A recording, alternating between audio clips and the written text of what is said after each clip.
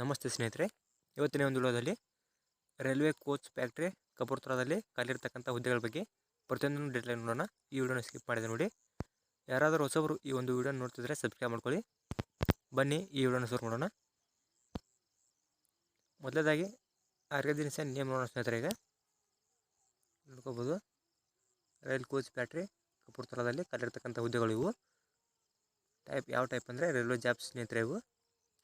ಇದರಲ್ಲಿ ಟೋಟಲ್ ಆಗಿ 10 ಹುದ್ದೆಗಳು ಖಾಲಿ ಇವೆ ಸ್ನೇಹಿತರೆ, ನೋಡ್ಕೋಬೋದು. ನಾನು ಜಾಬ್ ಲೊಕೇಶನ್ ನೋಡೋದಾದರೆ ಕಪೂರ್ತರದಲ್ಲಿ ಜಾಬ್ ಇರುವಂಥದ್ದು ಸ್ನೇಹಿತರೆ.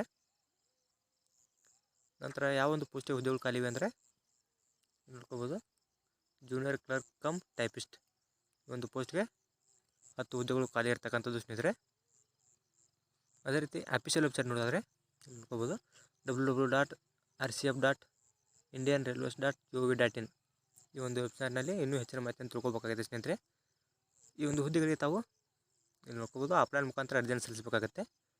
ಅದೇ ರೀತಿ ಸ್ಟಾರ್ಟಿಂಗ್ ಡೇಟ್ ನೋಡಿದ್ರೆ 19/2/2022 ಈ ದಿನಾಂಕದಿಂದ ಅರ್ಜಿ ಹಾಕಲು ಪ್ರಾರಂಭವಾಗಿದೆ ಸ್ನೇಹಿತರೆ. ಇನ್ನು ಕ್ವಾಲಿಫಿಕೇಷನ್ ನೋಡಿದ್ರೆ 10th ಪಾಸ್ ಆದಂಥವ್ರು ಮತ್ತು PUC ITIದಲ್ಲಿ NCVT ಪಾಸ್ ಆದಂಥ ವಿದ್ಯಾರ್ಥಿಗಳು ಈ ಒಂದು ಹುದ್ದೆಗಳಿಗೆ ಅರ್ಜಿಯನ್ನು ಸಲ್ಲಿಸಬೇಕಾಗುತ್ತೆ.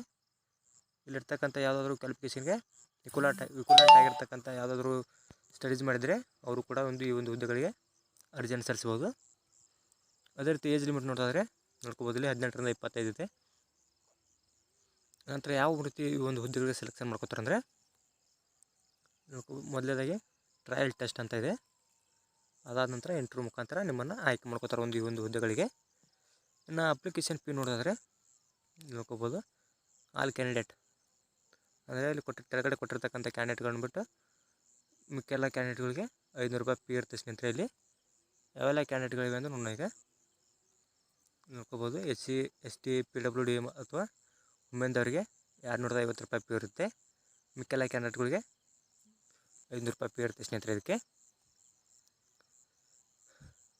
ನಂತರ ನೋಡೋದಾದರೆ ಯಾವ ರೀತಿ ಒಂದು ಹುದ್ದೆಗಳಿಗೆ ಅರ್ಜಿಯನ್ನು ಸಲ್ಲಿಸಬೇಕಂತ ಸ್ಟೆಪ್ ಬೈ ಸ್ಟೆಪ್ ಕೊಡಿದ್ದಾರೆ ಸ್ನೇಹಿತರೆ. ಅದರದ್ದೇನು ಈಗ ಅವಶ್ಯಕತೆ ಇಲ್ಲ ಸ್ನೇಹಿತರೆ ಅದು. ಅದೇ ರೀತಿ ಸ್ಟಾರ್ಟಿಂಗ್ ಡೇಟ್ ನೋಡಿದ್ರೆ ನೋಡ್ಕೋಬೋದು, ಮೊದಲದಾಗಿ 19/2/2022 ಈ ಒಂದು ಹುದ್ದೆಗಳಿಗೆ ಅರ್ಜಿಯನ್ನು ಸ್ಟಾರ್ಟ್ ಇದೆ ಸ್ನೇಹಿತರೆ, ಅರ್ಜಿಯನ್ನು ಹಾಕಲು.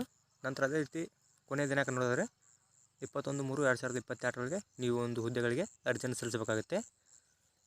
ಈ ಒಂದು ನೋಟಿಫಿಕೇಶನ್ ಲಿಂಕ್ ನಾನು ಡಿಸ್ಕ್ರಿಪ್ಷನ್ ಬಾಕ್ಸಲ್ಲಿ ಕೊಟ್ಟಿರ್ತೇನೆ. ಅದೇ ರೀತಿ ಫಾರ್ಮನ್ನು ಕೂಡ ಡಿಸ್ಕ್ರಿಪ್ಷನ್ ಬಾಕ್ಸ್ನಲ್ಲಿ ಕೊಟ್ಟಿರ್ತೇನೆ.